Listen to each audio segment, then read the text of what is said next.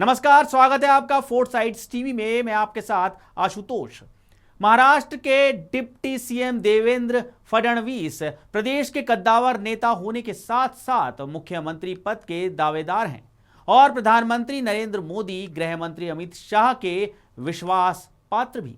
देवेंद्र फडणवीस नागपुर दक्षिण पश्चिम विधानसभा क्षेत्र से विधानसभा चुनाव लड़ रहे हैं।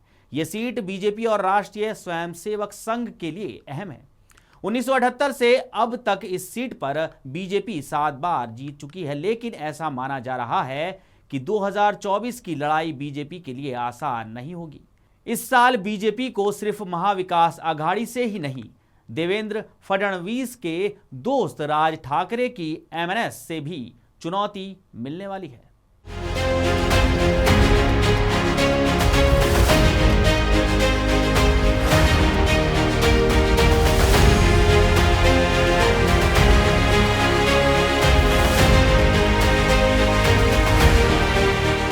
खबर है कि महाराष्ट्र नवनिर्माण सेना के प्रमुख राज ठाकरे देवेंद्र फडणवीस के खिलाफ उम्मीदवार उतारने की तैयारी कर रहे हैं। बताया जा रहा है कि इसके लिए नाम भी तय कर लिया गया है।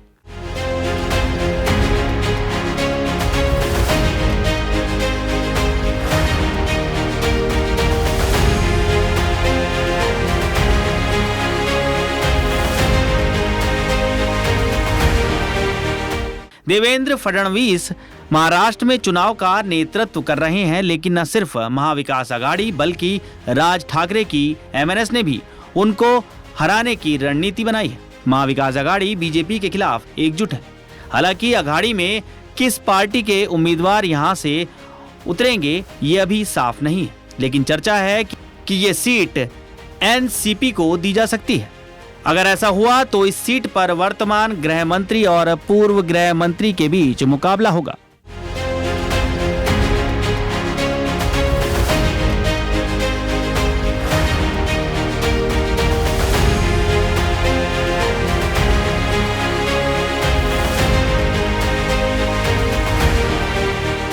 बात राज ठाकरे की करें तो देवेंद्र फडणवीस से उनकी दोस्ती जानी मानी है, लेकिन राज ठाकरे ने पिछले दिनों विदर्भ में कहा था कि उनकी पार्टी इस बार विधानसभा चुनाव में 230 से 240 उम्मीदवार उतारेगी।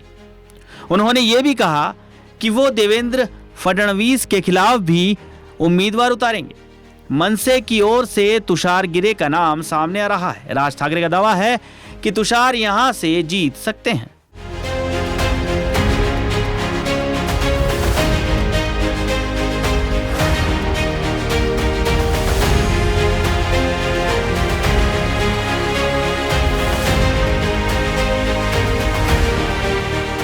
वहीं इसके अलावा वंचित बहुजन अघाड़ी ने भी इस निर्वाचन क्षेत्र से विनय भांगे को उम्मीदवार बनाया है। जानकार कहते हैं इसका असर महाविकास अघाड़ी पर पड़ सकता है। इन दलों के प्रत्याशियों के सामने आने से यहां देवेंद्र फडणवीस के लिए मुकाबला कड़ा हो गया है। दक्षिण पश्चिम नागपुर शहर के अन्य हिस्सों की तुलना में विकसित है। इस निर्वाचन क्षेत्र में अनुसूचित जाति और अनुसूचित जनजाति के मतदाताओं की बड़ी संख्या है। यहाँ मुस्लिम और ईसाई मतदाता भी हैं। यहाँ मराठी भाषी और हिंदी भाषी मतदाता भी हैं।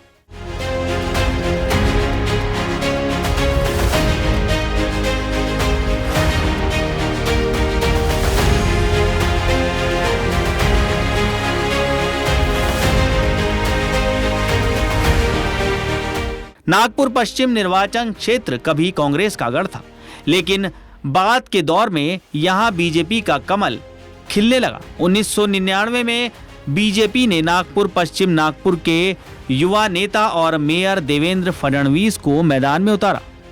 फिर 1999 और 2004 दोनों ही बार यहां से देवेंद्र फडणवीस ने आसानी से जीत हासिल की। 2009 में निर्वाचन क्षेत्र का पुनर्गठन किया गया। पुनर्गठन के बाद भी इस सीट पर बीजेपी का दबदबा है।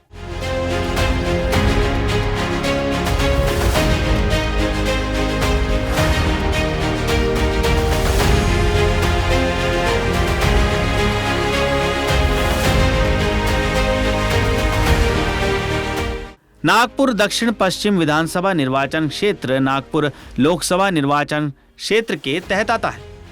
नितिन गडकरी यहां से लोकसभा सदस्य हैं। देवेंद्र फडणवीस विधानसभा का प्रतिनिधित्व कर रहे हैं। नागपुर दक्षिण पश्चिम विधानसभा निर्वाचन क्षेत्र का गठन 2008 में हुआ था। देवेंद्र फडणवीस लगातार इस सीट से चुने जाते हैं।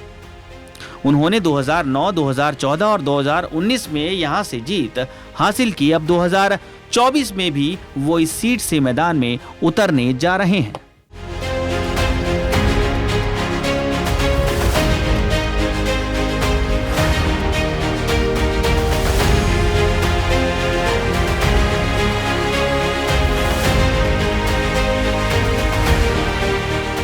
खबरों में रहना है अपडेट तो देखते रहिए फोर्साइट्स टीवी।